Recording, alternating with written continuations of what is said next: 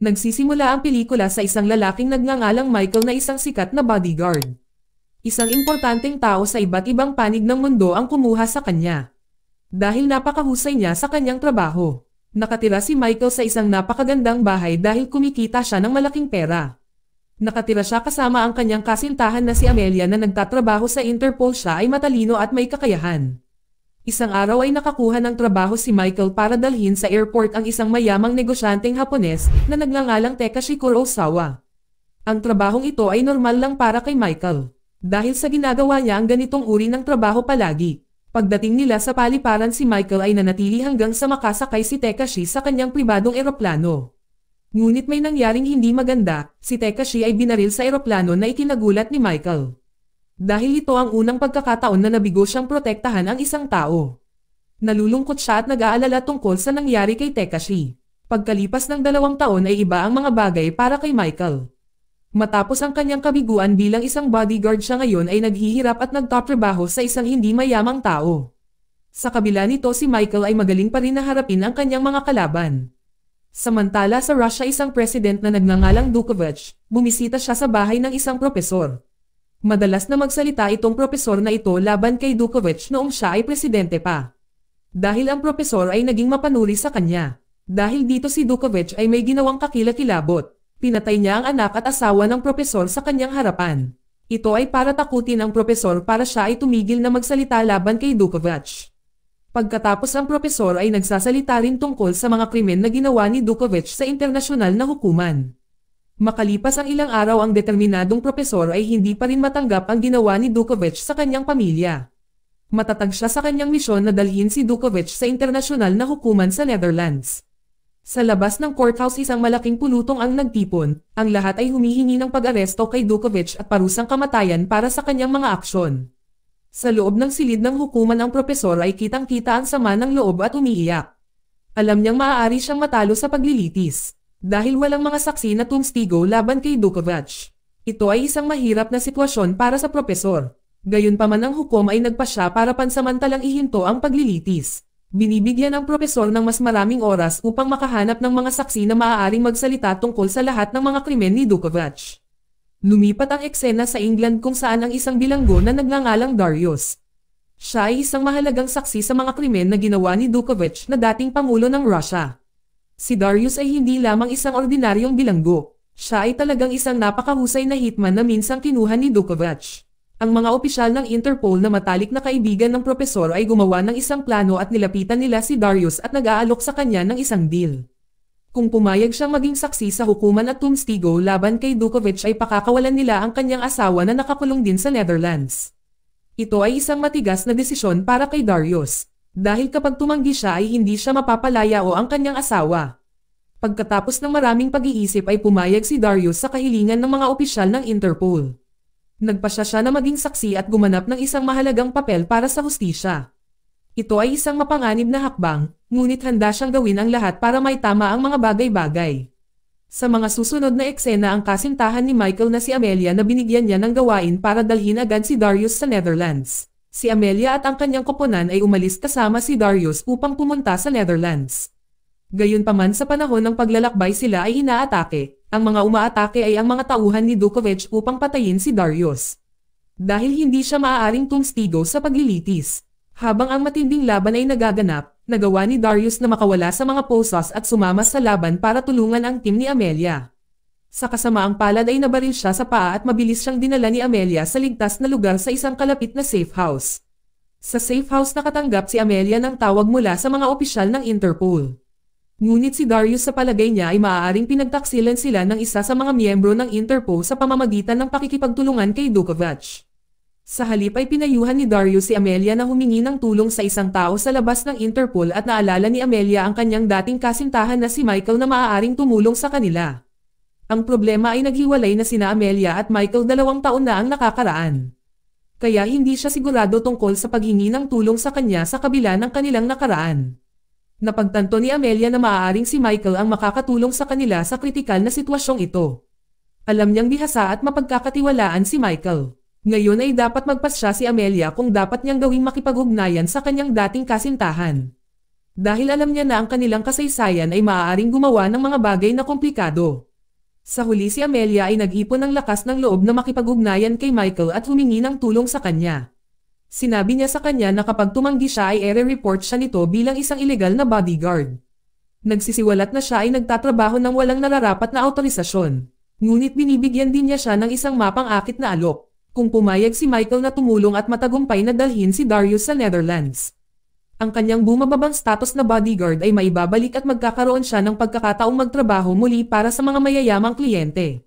Sumasang-ayon si Michael na tulungan si Amelia at maunawaan kung gaano kaseryoso ang sitwasyon at ang mga benepisyo ng pagtulong kay Darius. Mabilis siyang pumunta sa kinaroroonan ni Amelia nang walang pag-aalinlangan. Samantala si Darius ay nakipag-ugnayan sa kanyang asawa at sinabi sa kanya ang magandang balita na malapit na siyang makalabas ng kulungan. Pagdating ni Michael agad niyang hinarap si Amelia tungkol sa kanilang breakup. Inakusahan niya ito ng pagiging sangkot sa pagpatay kay Takashi Kurosawa. Mariing itinatanggi ni Amelia ang anumang pagkakasangkot at iginiit na wala siyang kinalaman dito. Sa kabila ng kanyang pagtanggi sapat na ang mga akusasyon upang masira ang kanilang relasyon. Pagkatapos ay nakita ni Michael si Darius na nabigla siyang malaman na ang dapat niyang tulungan ay si Darius. Nagsimula na silang magtalo agad-agad. Lumalabas na magkaaway sina Michael at Darius noon. Dahil si Michael ang laging bodyguard na nagpoprotekta sa mga taong gustong tapusin ni Darius. Sa kanilang matinding laban lumalala ang nasugatan na binti ni Darius. Dahil dito natapos ang kanilang alitan. Samantala sa Netherlands kung saan ang amo ni Amelia sa Interpol ay bumisita kay Dukovac. Napag-alaman na ang taksil sa Interpol ay ang amo ni Amelia. Ang amo na ito ay pumupunta sa Netherlands para kolektahin ang pera na ipinangako ni Dukovac bilang kapalit ng pagbabago para sa impormasyon na kanyang nalik. Gayunpaman sa halip na tumanggap ng bayad, galit na sinaksak ni Dukovac ang kamay ng amo. Galit si Dukovac na buhay pa si Darius at hiniling sa amo na agad na hulihin si Darius at patayin siya. Binyantaan ni Dukovac ang amo na nagsasabi na kung siya ay mabaigo siya ay magdaranas ng mga kahihinatnan. Pagkatapos magamot ang kanyang nasugatan na braso ay nakipag-ugnayan ang amo sa kanyang kapareha sa Interpol upang pag-usapan kung paano mahuli si Darius. Narinig ng amo ang kanyang mga nasasakupan na tinatalakay ang kasalukuyang kinaroroonan ni Darius at Amelia na nagtatago sa isang safe house. Dahil sa impormasyong ito agad na nakipag-ugnayan ang amo kay Dukovac at sinabi sa kanya ang lokasyon ni Darius. Ang pagtataksil na ito ay naglalagay kina Darius at Amelia sa matinding panganib. Dahil alam na ngayon ni Dukovac kung saan sila. Samantala si Darius na pagtanto niya ang kinahinatnan ng nakaraang away nila ni Michael. Habang binuksan ni Michael ang bintana nila, nakita niya ang mga tiwaling agent ng Interpol na inupahan ni Dukovac na nakapalibot sa gusali. Dahil dito si Michael at Darius ay magtutulungan upang harapin ang mga tiwaling agent. Si Michael at Darius ay nagpas siyang umakyat sa itaas ng gusali. Pagdating doon ay tumalon si Darius mula sa gusali habang si Michael ay pinili ang mas mabagal na pagbaba. Pagkatapos ay mabilis silang sumakay sa isang kotse at umalis sa lugar. Habang nagmamaneho tinanong ni Michael si Darius kung paano siya nahuli. Inihayag ni Darius na ito ay dahil sa isang babae. Habang siya ay nasa isang misyon na pumatay sa isang tao ay nakatanggap siya ng balita na ang kanyang asawa ay may malubhang karamdaman. Ngunit ito ay isang bitag na ginawa ng Interpol upang hulihin siya. Dahil habang magkasama sila sa paglalakbay na ito, nagsimulang magkaayos sina Darius at Michael at sinisikap na itago ang kanilang mga nakaraang hindi pagkakasundo nila. Ang sitwasyon ay naglalapit sa kanila habang naglalakbay sila sa mga nakamamatay na pangyayaring ito. Nang ipagpapatuloy na sana nila ang kanilang paglalakbay dumating ang ilang mga kaaway at biglang tinambangan sila. Sa kabila ng sorpresang pag-atake, si Darius at Michael ay mabangis na lumaban at natalo ang lahat ng kanilang mga kalaban. Gayunpaman ang kanilang sasakyan ay natamaan sa tangke ng gasolina sa shootout at sumabog ito. Dahil sa desperado na magpatuloy plano ni Michael na gamitin ang sasakyan na pagmamay-ari ng mga tauhan ni Dukovac. Ngunit nawasak din ito ng isang spark mula sa pagsabog ng kotse. Walang ibang pagpipilian na kailangan nilang magpatuloy sa paglalakad at umaasa na makakasakay mula sa isang dumaraan na sasakyan sa kalsada. Kalaunan sa umaga ay nakarating sina Darius at Michael sa port dock kung saan sila maglakbay papuntang Netherlands sa pamamagitan ng dagat. Ang kanilang mahabang paglalakbay ay nagdadala sa kanilang destinasyon. Nakarating sila sa Netherlands at dinala ni Michael si Darius sa kanyang lumang bahay para makapagpahinga. Makalipas ang ilang oras ay nakita si Darius na bumibili ng mga bulaklak habang si Michael ay nananatiling vigilant mula sa malayo na nakasuot ng helmet upang protektahan si Darius. Gayunpaman nalaman na ng mga kalaban kung nasaan si Darius at binabalak siyang patayin. Alam ni Michael ang tungkol sa panganib na ito at tinapos ang kalaban para panatilihing ligtas si Darius. Patuloy niyang pinoprotektahan si Darius mula sa likuran na handang tumulong kung kinakailangan. Binili ni Darius ang paboritong bulaklak ng kanyang asawa at pumunta sa tuktok ng isang gusali. Inilagay niya ang bulaklak doon upang makita ito ng kanyang asawa mula sa kanyang selda na nagpapakita na ang kanyang pag-ibig at pag-asa na siya ay ilalabas sa lalong madaling panahon. Pagkatapos ng kanilang oras sa rooftop, tinanong ni Darius si Michael kung bakit siya nakipaghiwalay kay Amelia.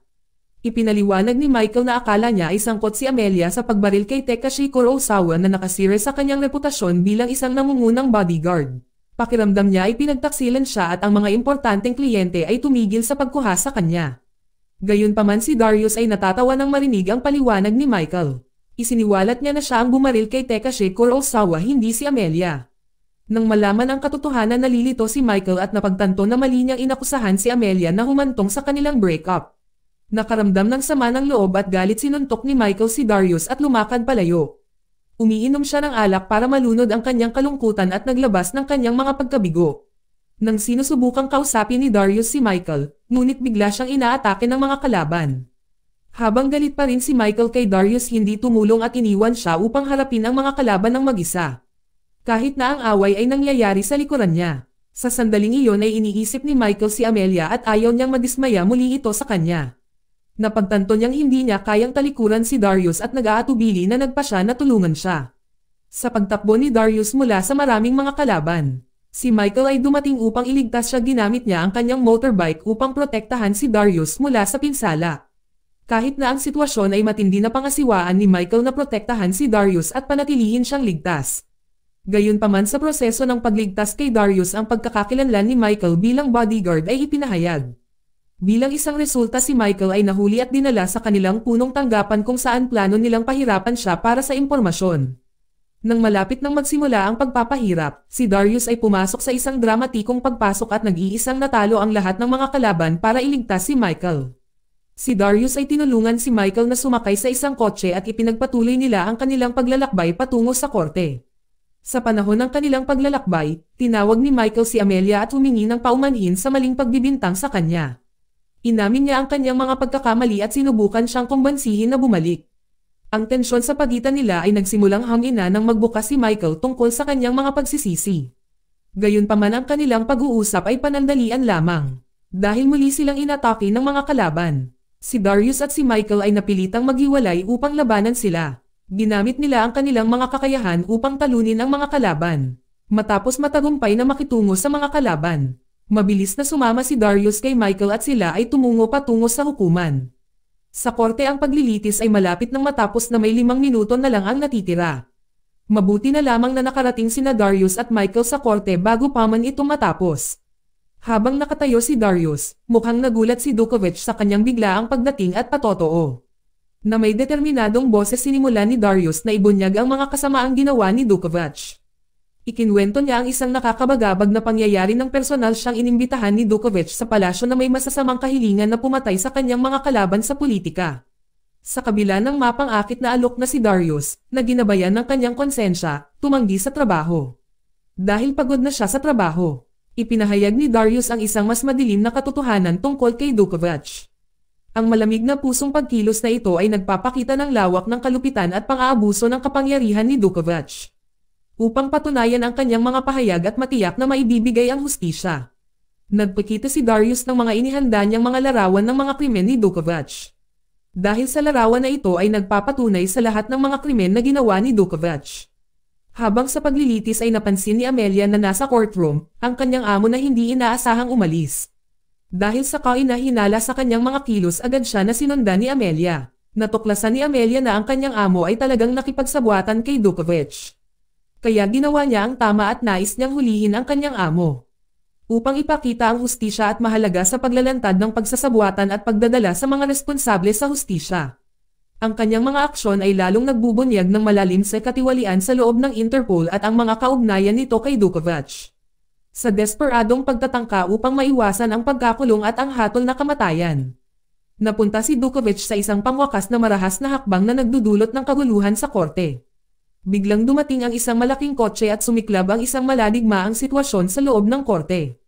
Habang nagkakagulo si Michael ay binaril at malubhang nasugatan. Sinamantala nakakita si Dukovich ng pagkakataong makatakas at tumungo sa tuktok ng gusali na nagbabalak tumakas sa pamamagitan ng isang naghihintay na helicopter.